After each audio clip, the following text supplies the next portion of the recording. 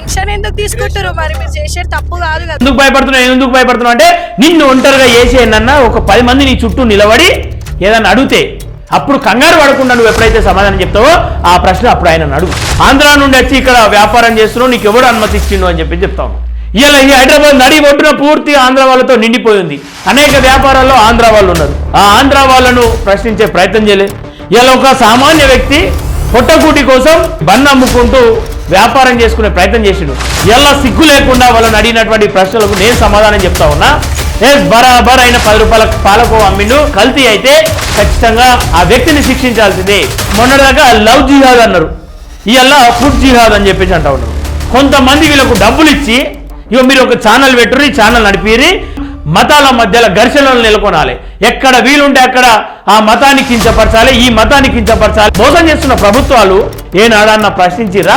అందరినీ ఇబ్బంది పెడుతున్నటువంటి మార్వాడీలకేమో మద్దతు ఉంటారు, మన ఆంధ్ర తెలుగు ప్రజలపైనేమో విషం నింపుతారు. తిరుపతికి పోయి ఆంధ్రాలో అనేక మంది మొక్కులు చెల్లించుకుంటారు. హిందువులందరి తరపున ఏమైనా జవాబుదారి వారా లుచ్చా? నమస్తే, welcome to plus TV Telangana. ఈ రాష్ట్రంలో ఒక వీడియో చక్కర్లు కొడతా ఉంది. ఏదైతే మేడారంలో బతుకు తెరువు కోసం చిరు వ్యాపారి చేసినటువంటి వ్యాపారిపై చేసినటువంటి వీడియో ఇలా రాష్ట్రమంతా దేశమంతా కూడా చక్కర్లు కొడతా ఉంది. సరే, నేను అక్కడికి వెళ్ళి ఆ ఫుడ్ ఎలా ఉంది ఏంది అని చెప్పేసి అడిగి ఒక రిపోర్టర్గా ఆయన చేసినటువంటి పనిని తప్పువట. కానీ ఇక్కడ మరొకటి గుర్తుంచుకోవాలి, మానవత్వం. ఈ ఫుడ్ నువ్వు తింటావా అన్నప్పుడు ఆ వ్యక్తి తిన్నాడు. మరి అందులో తప్పు ఉందని చెప్పేసి నువ్వేమన్నా ఆహారం సంబంధించినటువంటి ఫుడ్ సేఫ్టీ అధికారులు కావచ్చు, ఇంకెవరికైనా కంప్లైంట్ ఇచ్చే ప్రయత్నం చేయాలి. కానీ నీ స్వతహా వ్యక్తిని వీడియో తీస్తూ 10 మంది గుమ్ముగూడి ఏంటి కంగారు పడతా ఉన్నావు, తప్పు అయినప్పుడు ఎందుకు ఈ భయం అని చెప్పేసి అంటూ వాళ్ళు అడిగిరు. ఆ మహిళా రిపోర్టర్ అడిగింది, ఆ వ్యక్తి అడిగిండు. సరే, మీరు అడగడంలో తప్పు లేదు. కానీ నేనేమంటా ఉన్నా, మీరు అడిగే సమయంలో కొన్ని మాటలు దొల్లిర్రు. అదేంది, ఆంధ్ర నుండి వచ్చి ఇక్కడ వ్యాపారం చేస్తున్నావు, నీకు ఎవడు అనుమతి ఇచ్చిండు అని చెప్పి చెప్తా ఉన్నాను. సరే, నేనేమంటా ఉన్నా అంటే ఆంధ్రాకు తెలంగాణకు గొడవ ఉంది, అది 100% వాస్తవమే. కానీ ఆ గొడవ ఆంధ్ర ప్రజలకు తెలంగాణ ప్రజలకు కాదు. ఆంధ్ర అహంకారంతో, ఆధిపత్య అహంకారంతో ఆ ప్రాంతంలో రాజకీయ నేతలు చేస్తున్నటువంటి దౌర్జన్యం పైన, దోపిడీ పైన, ఆ వ్యవస్థ పైన మనకు వ్యతిరేకత ఉంది. ఖచ్చితంగా వాళ్ళతో మనకు కొట్లాట ఉంది. కానీ ఆంధ్ర ప్రజలు ఈ ప్రాంతంలో బతకడానికి వస్తూ ఉన్నారు, వ్యాపారాలు చేస్తూ ఉన్నారు, ఇంకా అనేక పనులు చేస్తూ ఉన్నారు. సరే, ఈ సందర్భంలో మీరు అడిగినటువంటి ఈ కొన్ని ప్రశ్నల్లో నాకు కొన్ని ప్రశ్నలు వచ్చినాయి. సరే, ఏదైతే మీరు ఆ వ్యక్తిని అడిగిరో ఆంధ్ర నుండి వచ్చి ఇక్కడ వ్యాపారం చేస్తున్నారు, మీకు ఎవరు అనుమతి ఇచ్చిరని చెప్పేసి, ఇలా నేను చెప్తా ఉన్నా, ఇదే ఆంధ్ర నుండి ఇక్కడికి వచ్చి రోడ్డు కాంట్రాక్ట్ చేస్తున్న వాళ్ళు అనేక మంది ఉన్నారు.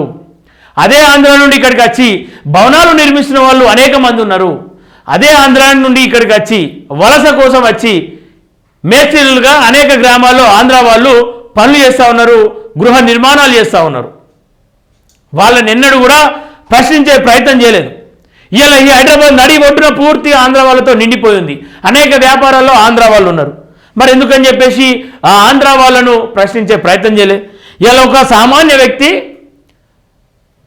పొట్టకూటి కోసం 10 రోజులు పండుగ అవుతుంది, ఆ ప్రాంతానికి వస్తే ఎంతో కొంత చెరువు వాదడవుతుంది, ఈ బన్ను అమ్ముకుంటూ వ్యాపారం చేసుకునే ప్రయత్నం చేసిండు. ఎలా సిగ్గు లేకుండా వాళ్ళని అడిగినటువంటి ప్రశ్నలకు నేను సమాధానం చెప్తా ఉన్నా. బరాబర్ అయిన 10 రూపాయల పాలకు అమ్మిండు, అందులో తప్పిదాలు ఉంటే, ఆహారం కల్తీ అయితే ఖచ్చితంగా ఆ వ్యక్తిని శిక్షించాల్సిందే, ఆ వ్యక్తిని దండించాల్సిందే. కానీ ఇక్కడ నేనేం అడుగుతా ఉన్నా అంటే, అదే పాలకోవా అదే 10 రూపాయలకు హైదరాబాద్ వ్యాప్తంగా ట్యాంక్ బండ్ నుండి మొదలుకుంటే దారుణంగా అన్ని ప్రాంతాల్లో బండ్లు పెట్టుకొని 10 రూపాయల పాలకోవా బండ్ అని చెప్పేసి అనేక వాహనాలు మనకు ఎదురైతే ఉంటాయి. మరి ఏ రోజు కూడా ఆ 10 రూపాయల వాహనాల దగ్గరికి వెళ్ళి ఎందుకని చెప్పేసి 10 రూపాయలతో అమ్ముతా ఉన్నావు, ఎందుకని చెప్పేసి పాలకోవాలో ఈ పాలకోవా బండ్లో నీకు ఎట్లా లాభం వస్తూ ఉంది, ఏదో మొన్నటిదాకా లవ్ జిహాద్ అన్నారు, ఇవాళ ఫుడ్ జిహాద్ అని చెప్పేసి అంటూ ఉన్నారు. సిగ్గు లేకుండా హిందూ దేవాలయాల దగ్గర అక్కడికి వచ్చేటువంటి భక్తుల మీద మీరు మీ విషం చిల్లడం, ఇట్లాంటి హిందూ విద్వేషాలు రెచ్చగొట్టే మాటలు మాట్లాడుకుంటూ ఇష్టానుసారంగా చేయడం ఈ హిందూ సమాజం పూర్తిగా ఖండిస్తూ ఉంది. ఇలా ఒక్కొక్కరు కామెంట్ చేస్తూ ఉన్నారు మీ పోస్టులకు. అరే సిగ్గు లేనోడా, ఆ మహిళను అయితే ఇక లకారంతో ఒకారంతో తిడుతూ ఉన్నారు. ఆ మాటలు అనడానికి కూడా మాకు కూడా మనసు రాదు. వాళ్ళు ఇంకేమంటా ఉన్నారు, మీడియా మొత్తాన్ని దూషిస్తూ ఉన్నారు ఆ ప్రజలు. ఈరోజు మీలాంటి చీడ పురుగులు చేస్తుట్లా, మీలాంటి లుచ్చాగాలు చేస్తుట్లా, మీలాంటి కొంతమంది మత విద్వేషకులు చేసే ఇట్లాంటి చిల్లర పనులకు ఈరోజు పూర్తిగా అందరూ సమాధానం చెప్పుకోవాల్సిన పరిస్థితి ఏర్పడతా ఉంది. ఆ పరిస్థితి నెట్టబడతా ఉంది. ఆ పరిస్థితిలోకి ఎందుకు ఆ పరిస్థితిలోకి నెట్టబడతా ఉన్నది అంటే, ఎవడు పడితే వాడు సమాజం మీద ప్రేమ ఉండదు, ఏది ఉండదు. కేవలం వాట్సాప్ యూనివర్సిటీతో కొంతమంది వీళ్ళకు డబ్బులు ఇచ్చి, ఇక మీరు ఒక ఛానల్ పెట్టుర్రు, ఈ ఛానల్ నడిపిరి, ఇక మీరు మొత్తం పబ్లిక్లకు ఈ వాట్సాప్ యూనివర్సిటీ నుండి వచ్చేటువంటి మెసేజ్లను, ఈ తప్పుడు సమాచారాన్ని పబ్లిక్లోకి పంపండి. ఇక ఇదే వాళ్ళ పని. ఇంకేమైనా ఉందా అంటే ఇంకేముండదు వాళ్ళ పని. కేవలం మతాల మధ్యలో ఘర్షణలు నెలకొనాలి. ఎక్కడ వీలుంటే అక్కడ ఆ మతాన్ని కించపరచాలి, ఈ మతాన్ని కించపరచాలి, హిందూ మతం అని చెప్పేసి రెచ్చగొట్టాలి. ఆ రెచ్చగొట్టిన దాంట్లో ఆ వెచ్చటి మంటల్లో, ఆ వెచ్చటి గొడవల్లో కొంతమంది మీద సంతోషిస్తారు. ఇది వాస్తవానికి జరుగుతున్నది. నేను అందుకే చెప్తా ఉన్నా, ఆంధ్ర దోపిడీ చూసి అగ్గి పిడుగులు అయినామని చెప్పేసి ఆనాడే పాటలు పాడుకున్నాం. కానీ ఆంధ్ర ప్రజల దోపిడీ చూసి కాదు. ఆంధ్ర అధికారులు, ఆంధ్ర పెత్తందారుదారులు, ఆ నాయకులు వాళ్ళు చేస్తున్న దోపిడీ చూసి మనం మండిపడ్డాం. కానీ ఈరోజు ఆంధ్ర నుండి వచ్చేటువంటి అధికారం నీకు లేదని చెప్పే అధికారం నీకెక్కడిది? నువ్వు తెలంగాణ ఉందని చెప్పుకునే అధికారం నీకెక్కడిది? తెలంగాణ కోసం ఏం చేసినావు? తెలంగాణ ప్రజలు అనేక అవస్థలు పడతా ఉన్నారు. రైతు రుణమాఫీ కాక, రైతు బంధు పడక, పంటలు నష్టపోతూ ఉంటే, ఇంకా అనేక సందర్భాల్లో తెలంగాణ ప్రజలు మాట్లాడుతూ వాళ్ళ గొంతులు విప్పుతా ఉన్నారు. ఏ రోజైనా వాళ్ళ దగ్గరికి వెళ్ళి, అమ్మ మీ కష్టమైంది, మరి ప్రభుత్వం మీకోసం ఎట్లా పనిచేస్తుంది, ప్రభుత్వం మీ పక్షాన ఉందా లేదా అని చెప్పేసి అడిగే ప్రయత్నం ఎందుకు చేస్తలేరు? ఇలా కేవలం సమస్య అంటే మేడారం జాతరలో 10 రోజుల జాతరలో తినిపోయే బన్ను కాదు కదా సమస్య అంటే. ఇలా ఇదే భూమిని నమ్ముకొని, ఇదే భుక్తిని నమ్ముకొని, నీరుని నమ్ముకొని అనేక మంది జీవిస్తూ ఉన్నారు. వాళ్ళు ఇలా నీళ్లు అందక సమయానికి వాళ్ళకు పంటకు పెట్టుబడి సాయం ఇస్తామని చెప్పేసి నమ్మించి నమ్మబలికి మోసం చేస్తున్న ప్రభుత్వాలు ఇప్పటికీ కూడా వాళ్ళని ఆశలు పెడుతూ వాళ్ళ ఆలోచనలను, వాళ్ళ అవసరాలను అవకాశంగా చూసుకుంటూ రాజకీయం చేస్తున్నటువంటి రాజకీయ నేతలను ఏనాడన్నా ప్రశ్నించిరా? హిందుత్వం అందరం హిందువులమే, మేము కూడా హిందువులమే.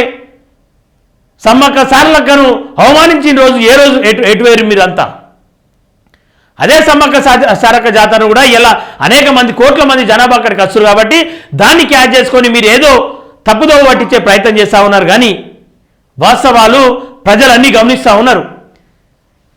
ఇలా ముస్లింలు, హిందువులు, క్రిస్టియన్లు సర్వ మతాలకు ఆశ్రయం కల్పించినటువంటి ఈ భారతదేశంలో ఇలా మతాల మధ్యలో చిచ్చు పెట్టుకుంటూ కాలం గడుపుతూ ఉన్నారు, రాజకీయం చేస్తూ ఉన్నారు. అందుకే అంబేద్కర్ వారసులు, అంబేద్కరిస్టులు అని చెప్పబడుతున్న వాళ్ళు, మేధావులు అంతా కూడా మౌనం విడాలి. ఎందుకంటే వాళ్ళు చాలా దూరంగా వాళ్ళ విజన్ చాలా గొప్పగా ఉంది.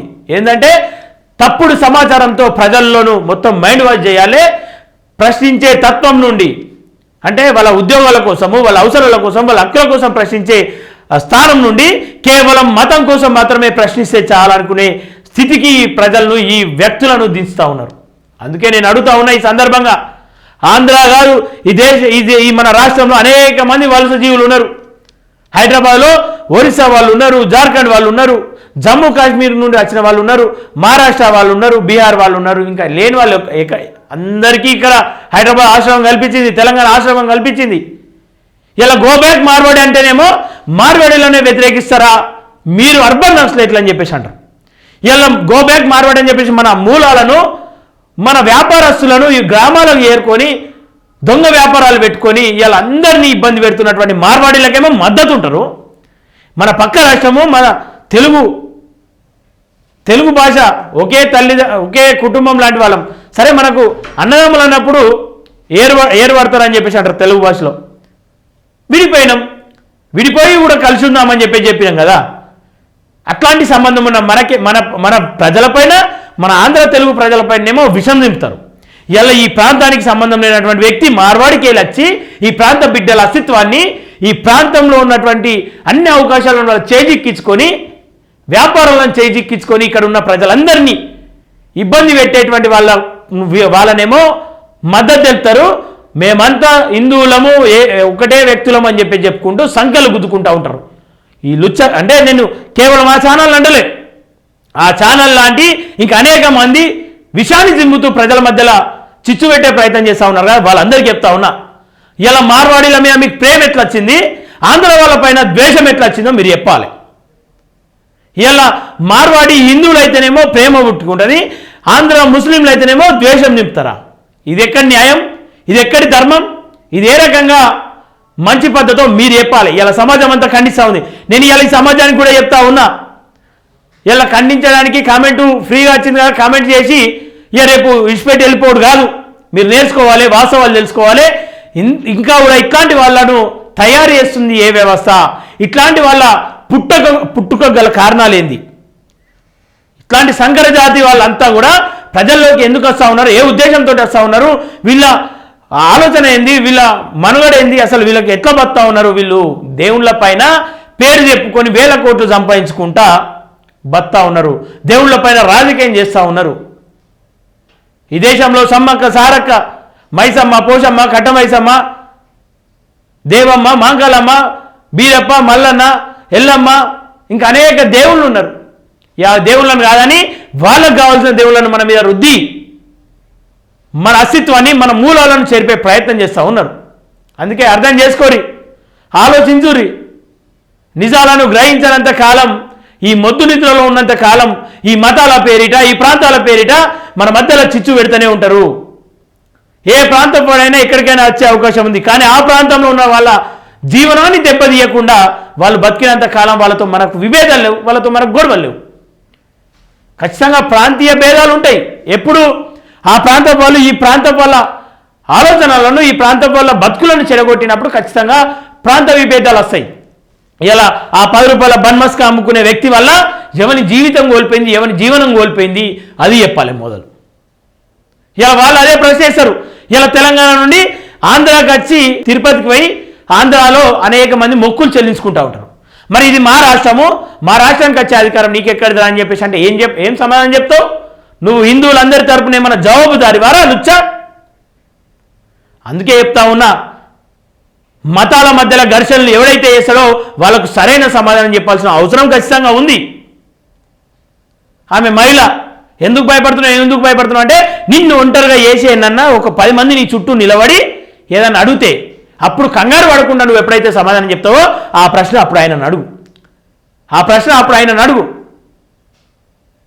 మనం పోయి మైకులు పెడతా ఉన్నామంటే దాని ద్వారా ప్రజల సమస్యలు ఉండాలి, దాని ద్వారా ఎవరి కడుపు కొట్టకుండా, ఎవరికి నష్టం జరగకుండా మన మీడియా పనిచేయాలి, ప్రజలకు, ప్రభుత్వానికి వారధిగా నిలవాలని చెప్పారు మీడియా.